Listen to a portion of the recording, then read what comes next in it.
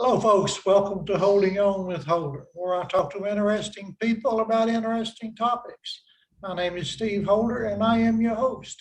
My guest this evening is Stephen Greene, teacher of English in Brazil and an author. Welcome, Stephen. Hi, thank you for having me. Glad to have you. Tell us about who you are.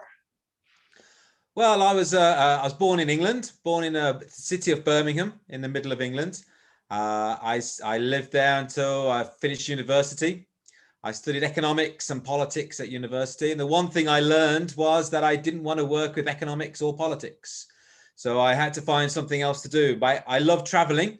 And so I decided to travel for a little bit. And the only way to pay for that was by teaching English. And I discovered totally by accident that I love teaching English. And that was about 24 years ago that I found out that I like teaching English. And so since then, I've been traveling around the world, teaching English, meeting fantastic people, seeing amazing places.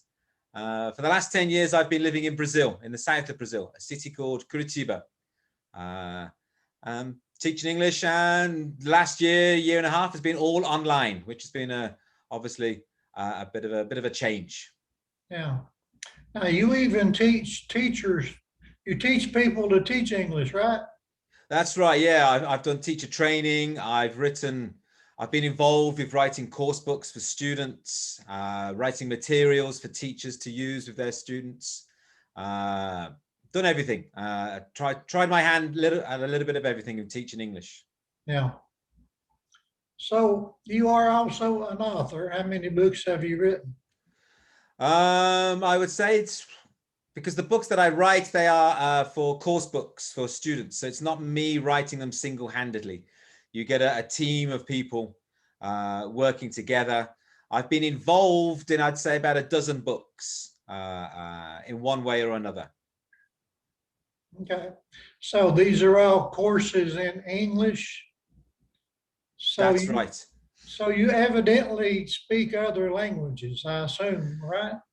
Nowadays, I speak English and Portuguese from living in Brazil for the last 10 years. Previously, I lived in Poland for a year, so I learned a little bit of Polish. I lived in Taiwan for a year, so I learned a little bit of Chinese. I studied French at school, but I've forgotten nearly all of my French. So now it's English and Portuguese, basically. Okay. So how did you become interested in writing? How did that come about? It's sort of a natural evolution of the teaching career. I'd been teaching for a while. I had some ideas for classes, and I love teaching, but I didn't just want to teach. I wanted to do other things. And so by putting down your ideas, writing them, writing instructions for teachers to use, it gives you a better insight into what you're actually doing in the classroom. You're forced to step back and think about, right, well, how can you get from a student who doesn't know this particular grammar tense or this vocabulary, and how can you instruct teachers for how to get them from this point to a point in one class or one semester where students can see some concrete improvements. And that forced me to become a better teacher by sitting down and thinking about it. And then the whole dynamic is different, especially working with a group of writers. It's a totally different experience. You learn so much more from this different dynamic of working with other people, and having an editor as well, who usually has more experience and shows you different ways of doing things. Yeah. So do you travel so you can teach, or do you teach so you can travel? Initially, I taught so I could travel. That was the initial plan. My first job was in Poland, and I stayed there for a year. And the only reason I was teaching was so that I could see Poland and go around Poland and Eastern Europe. It's quite distressing when I think back to it, because I wasn't a real teacher. I didn't know what I was doing. I had a certificate in teaching, but I didn't really know what I was doing. It took me 3 or 4 years of living in different places, teaching different people, to realize, to have an idea of how to teach. But yeah, It was teaching to travel, basically, at the start. So how long ago did you start writing? My first writing exercise, I started sort of self-publishing, and that was about 15 years ago. I had a very rudimentary blog, and I started putting material on there, and then I got noticed by a publisher who asked me to get involved with writing materials for them. I started writing for them and doing training for them, training teachers, and it progressed. Nowadays, I write for myself. I write for a podcast, and I'm writing courses for myself. I'm not for a big publisher anymore. Yeah. So what advice would you give to new wannabe authors? Get experience. Nothing trumps experience. There is no better way of and experience of everything. You need experience of life. You need experience of different people. You need to write. To learn to know how to write, and the best writers are always good readers. So get experience, read a lot, and write. It's the best way to learn anything. No matter what you want to learn, the best way to learn it is by doing it. You need guidance, you need help, you need feedback, but unless you actually sit down and do it, you'll never learn it. Right. So do you read a lot? I love reading. I don't read enough. Life gets in the way, but yeah, I've always have a book with me. At the moment, I'm reading Half of a Yellow Sun, which is a wonderful book. I don't remember the name of the author. It's about the Biafran War in Nigeria in the 1960s, the 1970s. Fantastic book. One of the best books I've read in a long time. Yeah. So what genre do you mostly read? My favorite, absolute favorite, is sort of fantasy science fiction. My favorite author ever was Terry Pratchett. I could read Terry Pratchett every day of the week. I absolutely love his writing to bits. For the last couple of years, I've been trying to branch out, find different things, different voices, different ways of looking at the world. I like contemporary work. I'm trying to find different things about life today. It depends what stage of my life. There was a stage where I just read Stephen King books. There was a stage where I was into 1940s, 1950s American novels. I did the classics. I did all the Charles Dickens, the Bronte sisters. So there's been different stages of my life where I've really got into different types of writing. Yeah. So do you have a favorite book? If I had to choose one book, I would choose The Hitchhiker's Guide to the Galaxy by Douglas Adams. I read that book when I was absolutely. I was introduced to it through the radio plays. I read the books when I was about 16, and I was blown away by them. Even today, the last time I read it was about 2 years ago, and there's still things in there that I find a different way of looking at the world. He was a visionary for his time. The things he was talking about, nowadays he looks dated because a lot of those things have come true. iPad, tablets, and on-the-go translators and stuff. But that's not really what interests me. What interests me is the way that he looks at the world and the quirks of humanity. And humanity has a lot of quirks. Oh, most definitely. More quirks than anything else, I think. Which makes it fun when you're writing fiction. It's easy, absolutely. Yeah. It's easy to find material. It's easy to find faults in people and personality disorders, weaknesses. Oh, yes. I think that because it's something that I would like to do is to write fiction. I have some ideas. I think it's easy to find them. It's more difficult to treat them in a sympathetic way. It's easy to be judgmental, because as you said, humanity is quirks. We all have our own quirks. So flagging them up without putting them down is I think one of the secrets. Yeah. A few of my books have been fiction, and I really enjoyed writing those more than anything. Right, yeah, I can imagine. I've tried my hand. I've never sent anything to be published, but more as a hobby or anything else. But one day I have a couple of really, I think, really good ideas, which Yeah. I will get down one day. I like what you said about you write for yourself, because that's what I do. I write for me, and if other people enjoy it, fine. If they don't, that's cool too. But Absolutely, yeah. And that's the same when I'm writing for publishers for teaching English as well. I imagine myself in the classroom, and now I imagine myself when I was starting, or me after 10 years. But I imagine, how would I like to read something? And yeah, hopefully other people will have a similar interest. If not, well, that's the way it is. I think most fiction writers put just a little bit of themselves in every character. I know I'm I do. sure. Yeah, I'm sure. I'm sure. Yeah. Yeah. I mean, they always say, write what you know about. And the one yeah, thing you know about is yourself and your own family and your own context. Definitely. yeah. And it's kind of neat when you get to the point where you realize the characters you think you're inventing are really exposing themselves to you as you go. You Okay. know, I yeah, imagine that's a wonderful experience. it is. It is. Yeah. So you definitely want to try that. Yes, it's on my list. It's getting high up the list now at the moment. Okay. So do your friends and family read the things that you write? Are they fans of yours? Well, at the moment, for the last year, I've been writing a podcast for students every week for English language students. Some of my family here in Brazil, my wife's family, they listen because it's teaching English. It's stories about English.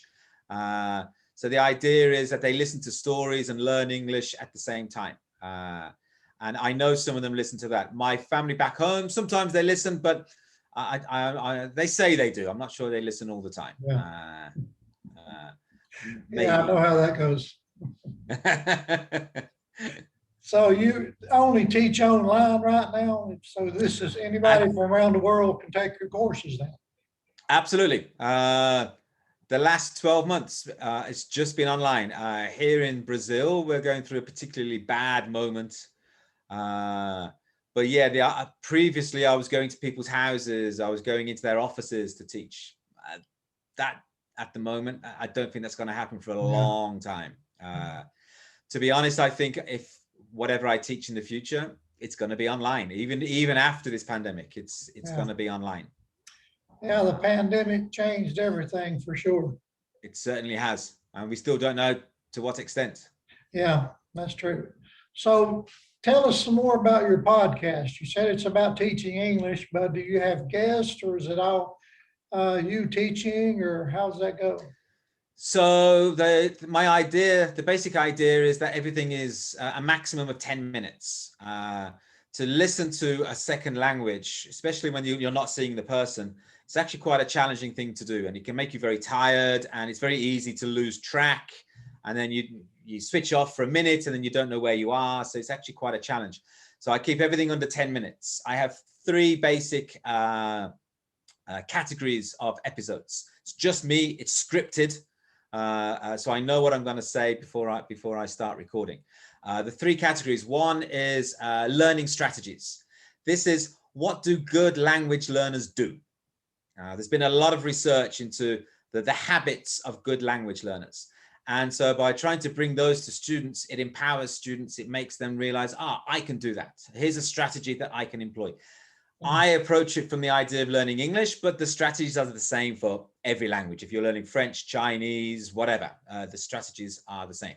Yeah. The second category is the word stories, the origins of words, the etymology of words, but the journey that words go through from maybe they're named after a person, or in Latin it meant this, and over time it changed to its current meaning. So I like to tell stories about words. And then the third category is sort of the reasons for English. Why is English? We said that humanity has quirks. Every language has quirks. Yeah. And English has a lot of quirks. And this sometimes annoys students, but why do you do that? And if I can tell students, this is the reason why, normally they're, oh, okay, fine. At least there's a reason. It's still stupid, but at least there's a reason. And they can get over that problem and then concentrate on actually learning. Yeah.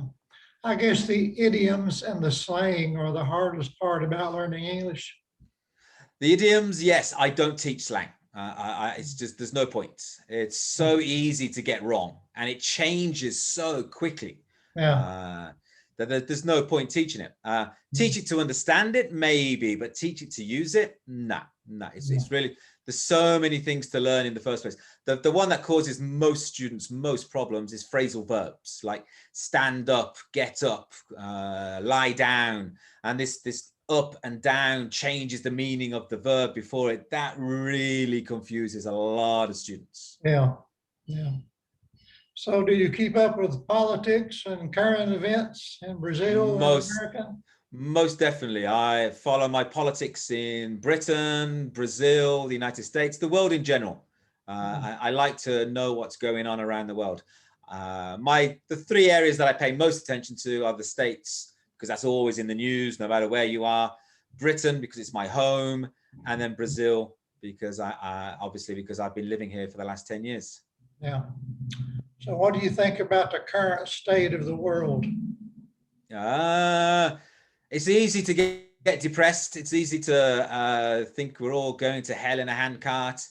But I try to focus, try to remember the positives. It's especially at the moment in Brazil, there's a lot of people who are just exasperated and can't see a way out. I can see some reasons for hope. But you know, I'm not a blind optimist. There are a lot of challenges facing the world, facing everybody. It doesn't matter where you are at the moment, from climate change to the politics, regional politics. There's a lot of problems out there, and then sometimes it just feels like, where do you start? There's so many things on the list. And who do you believe? Well,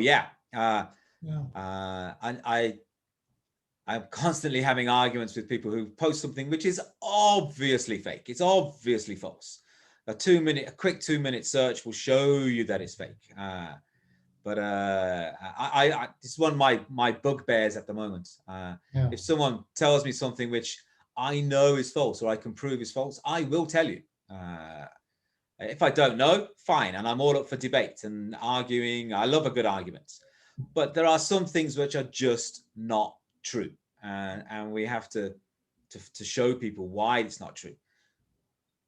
Well, if you like to argue, then Facebook is where you need to hang out. Okay. I don't do it on Facebook. No one ever changed anybody's opinion on Facebook or Twitter or anything like this. I must admit, a few years ago, I got into a couple of arguments, and then I realized, what's the point? Really, what is the point? I'm just giving myself a heart attack by getting involved in it. So, and there are people out there, I think they just enjoy winding others up. They don't actually believe half of what they say. Exactly. So ignore them. Face to face, we can have a civilized debate, and we can have a civilized debate, I think, face to face. But online, I don't know who you are. You don't know me. The anonymity encourages you to be offensive, and there's no place for that. Yeah. So is COVID-19 pretty bad in Brazil? Yeah, we're breaking records every day. I think it was yesterday was the first time we had over 4,000 dying in the day in 24 hours. And the numbers are just going that direct. They're going up. There's no sign of them flattening. Certain cities are doing well. The city that I'm living in has 3 or 4 weeks ago, we were in a difficult position. We've flattened the curve. We've got the numbers under control. How long that will last for, I don't know. But so are vaccines readily available there now? No, that's one of the big problems. So that the president of Brazil has been, since the start, he's been denying the existence of COVID. It's just a little cold. Sounds like what we went through for a while. Well, the one difference is that, I think Trump had after a while, he developed a plan. He was betting everything on vaccines. Whereas our president didn't even have that. He was saying, no, we've got to go to work. We can't afford not to work, and people are going to starve. Okay, I don't agree with that, but I understand that line of thinking. But you need a plan. What is the plan? And the Brazilian government was offered in December or January, we were offered I don't know the numbers, it's 100 million, 150 million doses of a vaccine. And he said, no, we don't want it. We don't need it. We are not going to pay for a vaccine. And so now we're in a, then we got some vaccines, but we didn't have syringes. We didn't have we have the infrastructure. We just didn't have a plan, you know, and the plan comes from the top. I can disagree with your plan, but you need to have a plan. Yeah. Yeah. So has anybody in your family or your friends had COVID? I know a lot of people who've had COVID. Nobody in my immediate family, but some very good friends have had COVID, both here in Brazil and in Britain. I know at least one person who had COVID about 10 months ago, and they're still suffering from after effects. They're calling it long COVID. And I know at least one person who's having severe after effects, and there are probably others as well. But yeah, I know a few people who've been, touch wood, I don't know anybody who's actually died from COVID, but I know 1 or 2 people have been in intensive care. I know a few people have been very sick for a week, 2 weeks. My immediate family so far, not so. Yeah. Yeah, I've had a few family members that came down with it, but they all recovered okay. So Yeah. I'm grateful for that. Absolutely, yeah. So what's the dominant language in Brazil? So Brazil was colonized by the Portuguese. The Portuguese discovered Brazil in the year 1500. And there was a deal between the Portuguese and the Spanish that past a certain line. I don't know the one of its latitude, longitude. I don't know which one. Everything past that line was going to belong to Spain, and everything in front of the line was going to belong to Portugal. And so basically, Brazil belonged to the Portuguese, and everything else belonged to the Spanish. That goes up to Mexico, Florida, California, all the way down to Argentina. And that all became part of New Spain, and Brazil became part of the Portuguese Empire. And so we speak Portuguese here now. It's very similar to Spanish, but I can understand Spanish when it's written. If somebody speaks Spanish very slowly, I have an idea what they're saying. But if they're speaking at a normal pace, I have no idea what they're talking about. Yeah, that's me. I've tried to learn some Spanish, and they speak so fast you can't catch anything. Yeah, it's not normally the speed. It just sounds fast because you're not used to it. Spanish speakers would say the same thing about English speakers. God, they speak so quickly. It's just you get to a certain level where you can identify the beginnings and the endings of the words, the word boundaries.